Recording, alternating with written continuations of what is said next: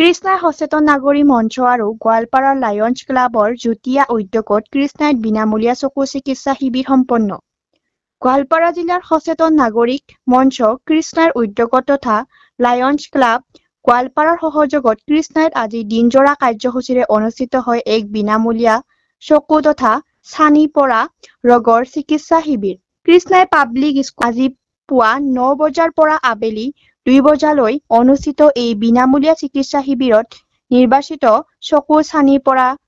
ৰোগী তথা ক্ষুদ্ৰতম ধৰণৰ ৰোগৰ চিকিৎসা আগবঢ়োৱা হয়। আনহাতে যিসকল ৰোগীৰ চকু অস্ত্ৰোপচাৰৰ প্ৰয়োজন থকা বুলি চিহ্নিত হয় তেওঁলোকক গোৱালপাৰাৰ অসামৰিক চিকিৎসালয়ত বিনামূলীয়া অস্ত্ৰোপচাৰৰ ব্যৱস্থা কৰা হ'ব। সচেতন নাগৰিক মঞ্চ কৃষ্ণাই সাধাৰণ সম্পাদক আব্দুল হাই আহমেদে আটথৰা তথা গোৱালপাৰা জিলাৰ মহকুমা চিকিৎসা স্বাস্থ্য বিষয়া ডাক্তৰ জনবীৰ দাসে উদ্বোধন কৰা আজিৰ বিনামূলীয়া চকু পৰীক্ষা শিবিৰত শতাধিক লোকৰ চকু পৰীক্ষা কৰি প্ৰয়োজনীয় দিহা পৰামৰ্শ আগবঢ়োৱাৰ লগতে বিনামূলীয়া ঔষধ প্ৰদান কৰা হয়।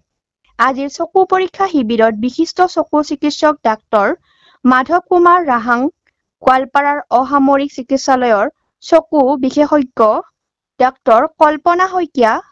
চকু ৰোগ বিভাগৰ সহকাৰী বিষয়া হিমামণি কলিতা, ষ্টাফ নাৰ্ছ কবিতা দাস, অস্ত্ৰোপচাৰ কক্ষৰ পৰিচালক কহিনুৰ হুছেইন, মৰ্নৈ প্ৰাথমিক স্বাস্থ্য কেন্দ্ৰ সহকাৰী চকু ৰোগ পৰীক্ষক ফুকন দেৱ শৰ্মা তথা এডল চিকিৎসা কৰ্মীয়ে চিকিৎসা আগবঢ়ায়। শতাধিক লোকৰ চকু পৰীক্ষা সম্পন্ন হোৱা আজিৰ বিনামূলীয়া চকু চিকিৎসা শিবিৰত গোৱালপাৰা লায়ন্স ক্লাবৰ সম্পাদক আলী মুনিব বিন মেহেদী, কৃষ্ণাই পাব্লিক স্কুলৰ অধ্যক্ষ আব্দুল হালিম, কৃষ্ণাই সচেতন নাগৰিক মঞ্চৰ সভাপতি জয়ন্ত ৰয়, সম্পাদক আব্দুল হাই আহমেদ, বিত্ত সম্পাদক শহীবুল ৰছুল, কৃষ্ণাই যুৱ ছাত্ৰ কল্যাণ ন্যাসৰ সাধাৰণ সম্পাদক ছামনুৰ আলম, জ্যেষ্ঠ সদস্য অধ্যাপক ডক্টৰ নজৰুল ইছলামকে ধৰি কৃষ্ণাই অঞ্চলৰ বহু বিশিষ্ট লোক উপস্থিত থাকে। প্ৰথমতে মই কৃষ্ণাই সচেতন নাগৰিক মঞ্চৰ সভাপতি হিচাপে ইংৰাজী নৱবৰ্ষৰ সকলো কৃষ্ণাইবাসীৰ লগতে অসমবাসীক মই শুভেচ্ছা জনাইছোঁ আৰু আহিবলগীয়া আমাৰ মাঘ বিহু আহি আছে, ভোগালী বিহু, তাৰো আগতীয়াকৈ মই শুভেচ্ছা জনালোঁ সকলোকে। কথা হ'ল আমি সচেতন নাগৰিক মঞ্চই কৃষ্ণাইৰ বিভিন্ন অঞ্চলত বিভিন্ন সময়ত বিভিন্ন সামাজিকমূলক কাম কাজ আমি কৰি থাকোঁ। তাৰে অংশ হিচাপে আমি এই নতুন বছৰত 2024 আমি মানে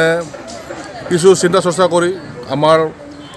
মঞ্চৰ বহু কৰ্মকৰ্তাৰ লগত আমি আলোচনা কৰি স্থানীয় ৰাইজৰ আলোচনা কৰি ইয়াত দেখিছোঁ যে এতিয়া আমাৰ মানে বহু মানে ঘৰে ঘৰে এটা মহামাৰীৰ নিচিনা হৈছে যে চকু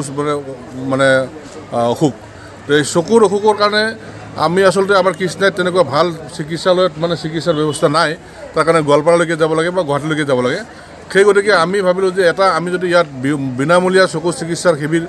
আমি ইয়াত মানে ব্যৱস্থা কৰিব পাৰোঁ তেতিয়াহ'লে নিশ্চয় অন্ততঃ কৃষ্ণাই অঞ্চলৰ লগতে কৃষ্ণাই দাঁতিকাষৰীয়া অঞ্চলৰ মানুহবিলাকে আহি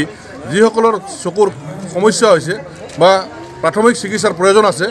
সেইখিনিৰ কথা চিন্তা কৰি আজি আমি ইয়াতে চকু চিকিৎসা শিবিৰটো আমি আৰম্ভ কৰিছোঁ আৰু ৰাতিপুৱাৰ পৰা আৰম্ভ হৈছে। আমাৰ গোৱালপাৰা জিলা অসামৰিক চিকিৎসালয়ৰ এটা মানে ডাঙৰ টীম এটা আহিছে, মোটামুটি বিশেষজ্ঞ 3-4জন মান আহিছে। তাৰে ভিতৰত আমাৰ ডক্টৰ জনবীৰ দাস SDM JSO তেখেত মানে ৰাতিপুৱা 8টা বজাতে আহিছে। তেখেতৰ উদ্যোগত বাকীসকল আমাৰ ৰহাং ছাৰ বুলি সকলোৱে জানে, জনপ্ৰিয় মানে আমাৰ চকু চিকিৎসক বিশেষজ্ঞ। তাৰপিছত কল্পনা শইকীয়া বুলি এজন মানে চকু ৰোগ বিশেষজ্ঞ, তেওঁ আহিছে আৰু ৰংজুলিৰ পৰা আহিছে, মৰ্নৈৰ পৰা আহিছে। চকু চিকিৎসাৰ এটা ডাঙৰ টীম এটাই আহিছে। গতিকে আমি সচেতন নাগৰিক মঞ্চই তেখেতসকলক প্ৰথমতে ধন্যবাদ জনাম। তেখেতসকলে আমাৰ আহ্বানত আৰু বিশেষকৈ গোৱালপাৰা আমাৰ লায়ন্স ক্লাবৰ সহযোগত আমি গোটেই শিবিৰটো আমি আজি মানে ইয়াত মুকলি কৰিবৰ কাৰণে সুযোগটো পাইছোঁ। গতিকে এইখিনিকে ক'লোঁ যে আমি সময়ে সময়ে সামাজিক কাম কাজ কৰি থাকোঁ। তাৰে অংশ হিচাপে আজি আমি এই নতুন বছৰত কৃষ্ণাইবাসী ৰাইজৰ লগতে কৃষ্ণাই দাঁতিকাষৰীয়া অঞ্চলৰ ৰাইজৰ যিখিনি চকুৰ অসুবিধা হৈ আছে তেখেতসকলৰ সুবিধাৰ্থে চিকিৎসা শিবিৰটো খোলা হৈছে। সচেতন নাগৰিক মঞ্চ কৃষ্ণাই আৰু গোৱালপাৰা লায়ন্স ক্লাব গোৱালপাৰাৰ যুটীয়া উদ্যোগত আজি যি চকু চিকিৎসা শিবিৰ হৈছে এনে ধৰণৰ শিবিৰবিলাকে আচলতে আমাৰ দৰে এই পিছপৰা অঞ্চলবিলাকত য'ত আমাৰ এখন উন্নত চিকিৎসালয় নাই গতিকে এনেকুৱা অঞ্চলবিলাকৰ কাৰণে যথেষ্ট লাভদায়ক হয় কাৰণ ইয়াৰ পৰা ইয়াতে প্ৰাইমাৰী চিকিৎসাখিনি হোৱাৰ পিছত যিখিনি নেক্সট পৰৱৰ্তী পৰ্যায়ত যিখিনি চিকিৎসাৰ প্ৰয়োজন হ'ব সেই চিকিৎসাখিনিও